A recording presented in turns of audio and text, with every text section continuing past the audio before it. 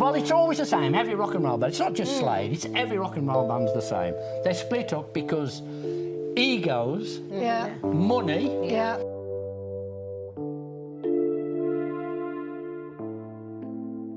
When you think of British rock music in the 1970s, a few names instantly rise to the top of the conversation. Glam rock, with all its glitter, stomping rhythms, and larger-than-life personalities, gave us some of the most unforgettable voices in rock history. But among them, one stood out like no other: Noddy Holder, the voice that could shake stadiums and send shivers down your spine.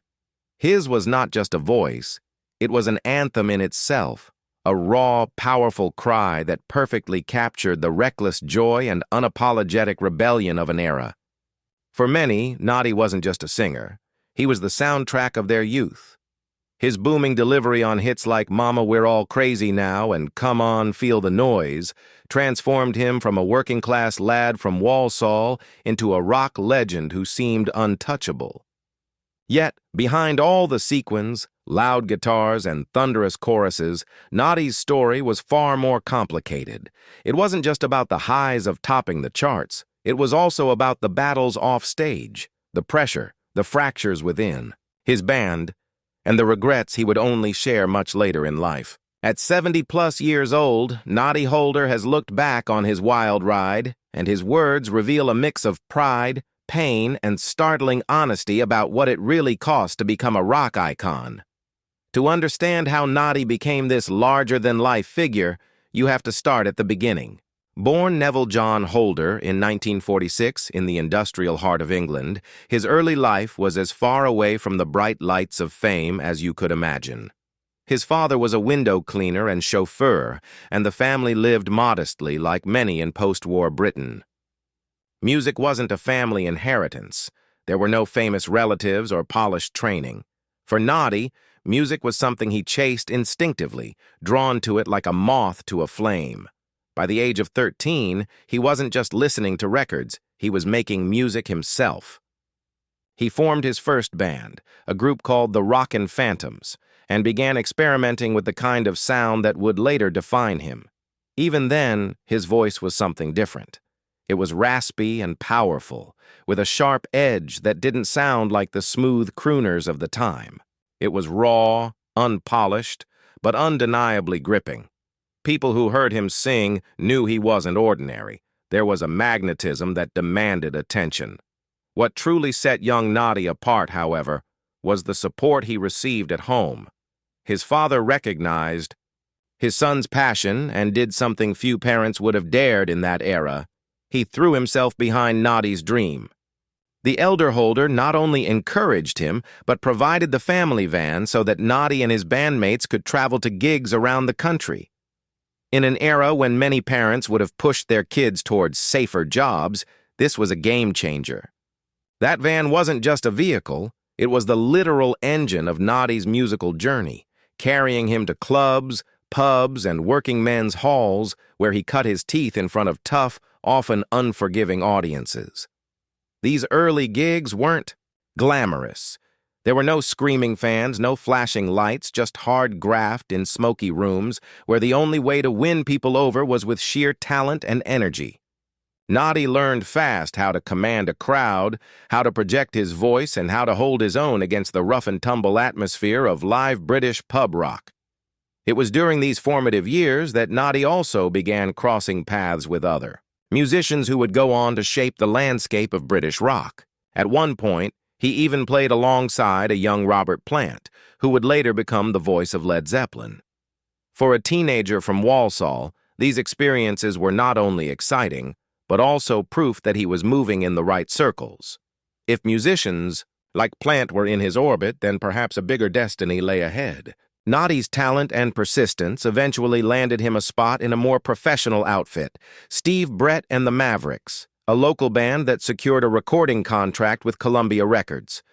Although the band never achieved major success, this was Noddy's first taste of the professional music world. The studios, the records, and the feeling that maybe, just maybe, this dream wasn't so far-fetched after all. By the mid-1960s, however, the Mavericks had run their course. Like so many young bands, they fizzled before they truly took off. But Noddy was undeterred. His big break was still ahead, and fate had more in store for him. In 1966, he joined forces with a Wolverhampton-based band called the In-Betweens. At first, it was just another gig, another group of young men trying to make it in a competitive scene. But soon enough, the chemistry was undeniable. This band, through a series of evolutions and reinventions, would eventually become Slade, the band that would carry Noddy Holder's voice to millions and define an entire genre of music. Looking back, it's astonishing to realize that this working-class kid with a second-hand guitar and a family van was about to become the face of glam rock. What began as small gigs in local pubs was on the verge of exploding into something so big, so loud, and so unforgettable that it would change British rock forever. By 1966, Noddy Holder was now firmly in the orbit of a group that would transform his life forever. The In-Betweens were raw, unpolished, and like so many bands of that time, still searching for an identity that would set them apart in a crowded music scene. Britain was bursting with talent. The Beatles, the Rolling Stones, the Kinks, and countless others had set the bar sky high. For any new band to survive, let alone thrive, they needed something unique. For the In-Betweens, that unique ingredient turned out to be Noddy's voice. His thunderous, gritty vocals didn't just cut through the music, they practically bulldozed over it, demanding attention from anyone within earshot. It was clear to everyone around him that Noddy wasn't just another singer. He was a force, a frontman destined to dominate the stage. By the late 1960s, the band rebranded, reinventing themselves with a new look, a new sound, and eventually a new name that would become synonymous with British glam rock: Slade. Slade emerged just as glam rock was beginning to take shape, a cultural shift that would define the early 1970s. Glam wasn't just about the music, it was about the spectacle. It was loud, colorful, theatrical, and unashamedly over the top. Artists like Mark Bolan and David Bowie were pioneering this fusion of flamboyance and rock attitude, and Slade saw their chance to push it even further.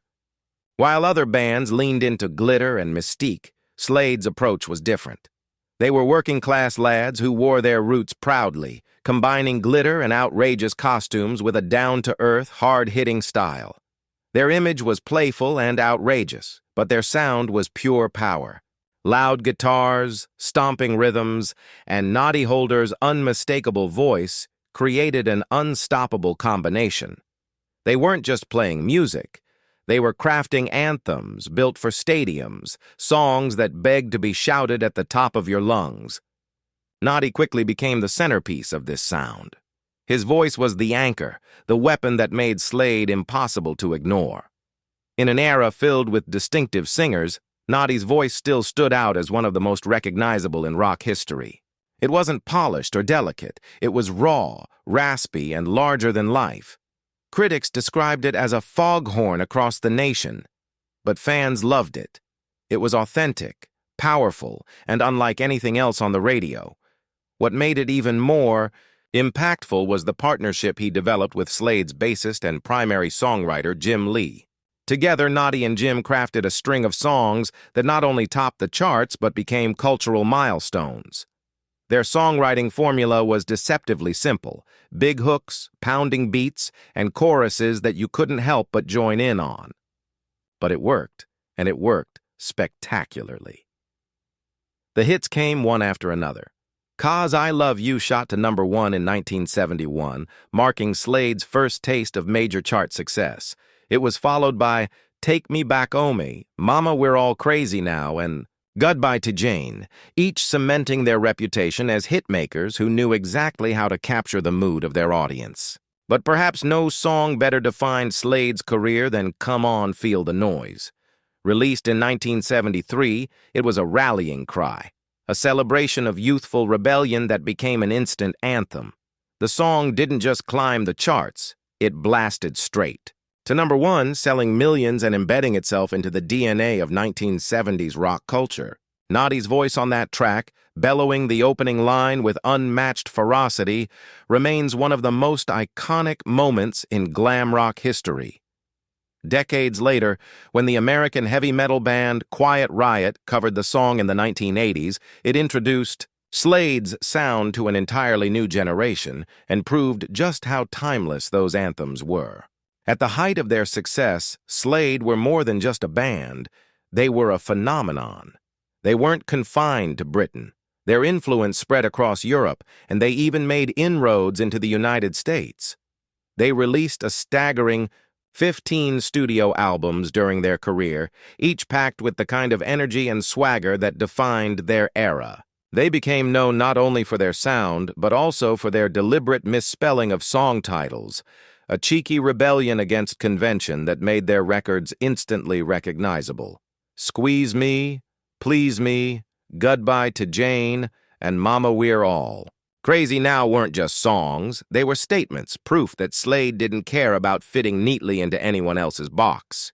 They were loud, brash, and unapologetically themselves.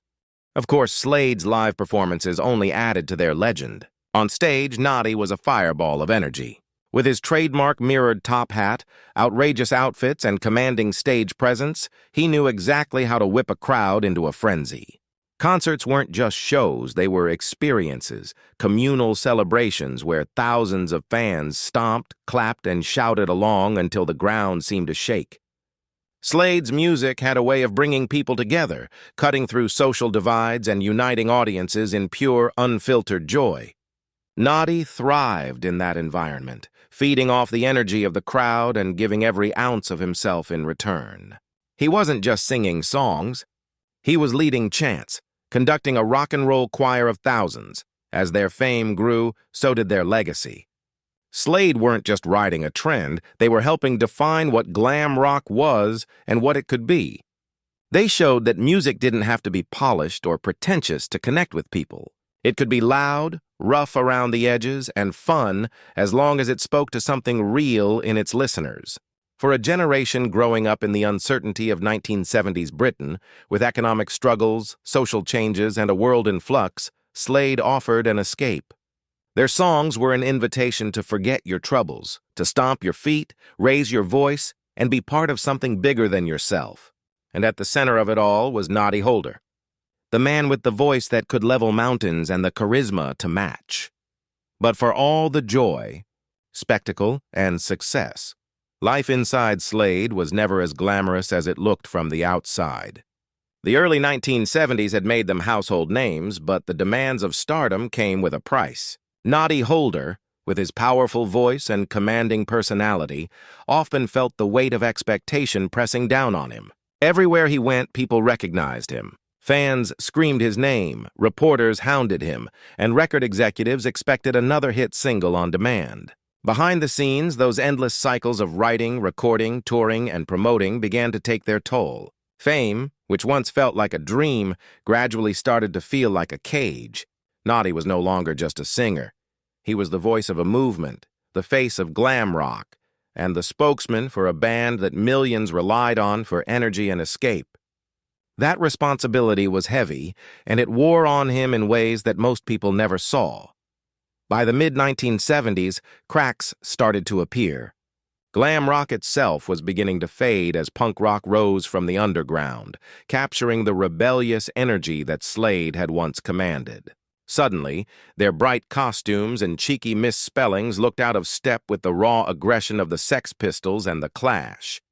Audiences that once adored Slade began drifting toward new sounds, and record sales started to slip.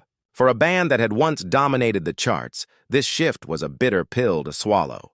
Noddy and the rest of the group pushed forward, reinventing themselves, experimenting with harder rock sounds, and even moving abroad to try to crack the American market.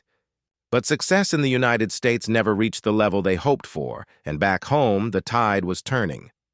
Every band faces the challenge of staying relevant, but for Slade, the struggle was especially sharp because they had been so closely tied to the glam movement. The grind of chasing past glories strained the group further. Noddy, once fueled by the excitement of singing to packed arenas, began to feel the weight of fatigue. Years of constant touring and screaming at the top of his lungs left scars on his body and mind. His voice, that mighty instrument that defined Slade, required more care and rest than ever before. Night after night of belting out songs pushed his vocal cords to their limit. There were whispers among doctors that he risked permanent damage if he didn't slow down. For a man whose very identity was wrapped up in singing, that warning cut deep. He could push through exhaustion and live with the pressures of fame. But the thought of losing his voice altogether haunted him. It became clear that something had to give, and Noddy quietly began questioning how much longer he could keep going. At the same time, tensions within the band grew harder to ignore. Success had once united them, but the lean years magnified every disagreement. Creative clashes between Noddy and Jim Lee over the band's musical direction became more common. Noddy's instinct was to lean into crowd-pleasing anthems, while Jim often pushed for more experimentation. Even small disputes over songs, touring schedules, or interviews could ignite into major arguments. These weren't just professional disagreements. They reflected the mounting frustration of men who had spent too many years in close quarters, fighting not only the industry, but each other. It was the natural wear and tear of a band that had weathered decades together, but for Noddy, it was also another sign that his heart wasn't fully in it anymore. By the 1980s, Slade experienced something of a resurgence. Thanks to a younger generation of bands, particularly heavy metal acts like Quiet Riot, who covered Slade's songs, the group found new fans who appreciated their earlier anthems. They even scored fresh hits in the UK, proving they still had magic left. But for Noddy, the thrill wasn't the same. He could still deliver on stage, still roar through the choruses that made them legends, but backstage, he admitted to himself that he no longer felt the fire. The dream had given him everything, a career, fame, financial security, but it had also taken its toll. What began as pure passion had turned into obligation, and Noddy Holder wasn't the kind of man to go through the motions. If he couldn't give 100%, he didn't want to give anything at all. The breaking point came in the early 1990s. Noddy had been wrestling with the decision for years, weighing loyalty to the band against his own well-being. Finally, in 1992, he made the choice that shocked fans but made perfect sense to him. He left Slade. After more than 2 decades at the helm, Noddy walked away from the band that had defined his life. For fans, it was heartbreaking.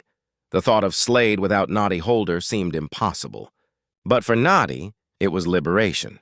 He had given his youth, his energy, and his voice to the group, and now it was time to reclaim his life. His departure didn't come with fireworks or bitterness.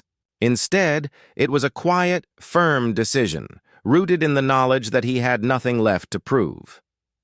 Leaving Slade didn't mean leaving music entirely. Noddy transitioned into new ventures, exploring television, radio, and occasional solo projects. His personality, larger than life and filled with humor, made him a natural fit for broadcasting. Audiences who had grown up shouting along to his songs now enjoyed hearing him tell stories and share his experiences in a more intimate setting. While he no longer fronted one of the world's biggest rock bands, Noddy Holder remained a presence in British culture. And in stepping away from the relentless grind of touring and recording, he found something he had been missing for years: balance. For the first time since he was a teenager, his life wasn't dictated by the demands of the music industry. What struck many fans was how candid Noddy was about his decision. He didn't spin tales of creative differences or dramatic feuds. Instead, he admitted openly that he was simply tired. The fire had burned brightly, but it couldn't burn forever. That honesty only deepened the respect people felt for him. He wasn't just a rock star. He was a man who knew when enough was enough, who valued his health, his family, and his peace of mind over chasing the next hit record. In many ways, walking away was the bravest decision of his career. It showed that the man who had once screamed anthems to packed stadiums still knew how to listen to his own voice, even when it told him to stop. For years after Noddy Holder stepped away, fans continued to wonder what had really caused the end of Slade as people knew it. On the surface, the story seemed simple. A legendary frontman burned out after decades of pressure, wanting to spend more time with his family and protect his health. But as Noddy himself would later admit, the cracks inside the band went much deeper than that. In interviews, he laid it out with refreshing honesty. There are always 5 things, he said, that eventually tear bands apart: egos, money, drink and drugs, women, and musical differences. And in the case of Slade, it wasn't just 1 or 2 of those, it was all 5. That kind of cocktail was explosive, and for a group living in the high-pressure world of fame, it was only a matter of time before those tensions boiled over. The public had only ever seen the glitter, the smiles and the anthems, but behind closed doors, life inside Slade could be messy, difficult, and full of conflict. One of the clearest examples of that tension came in 1975, at the very height of the band's fame.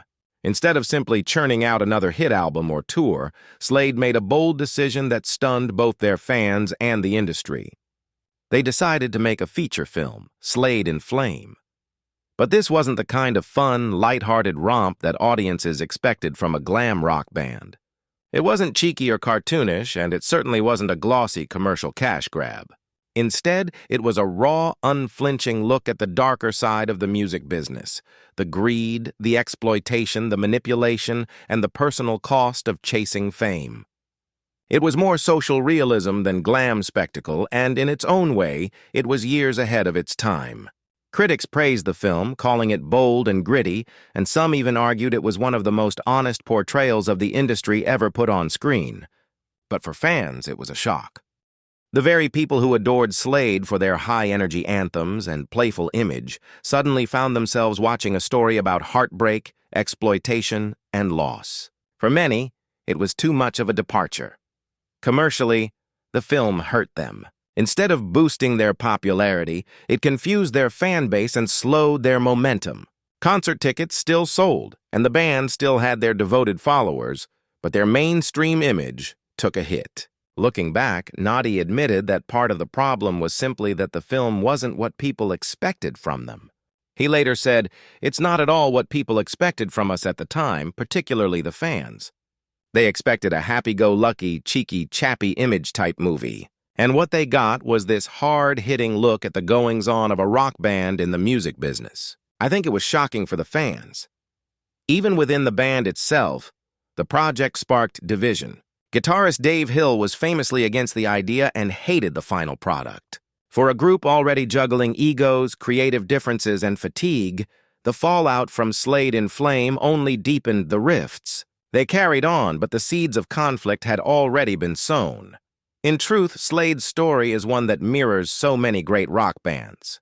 They were a group of working-class kids who struck gold, rode the wave to the very top, and then slowly found themselves worn down by the very success they had once dreamed of. The pressures of staying relevant, the constant grind of touring, the arguments over direction, all of it chipped away at the foundation that had once held them together.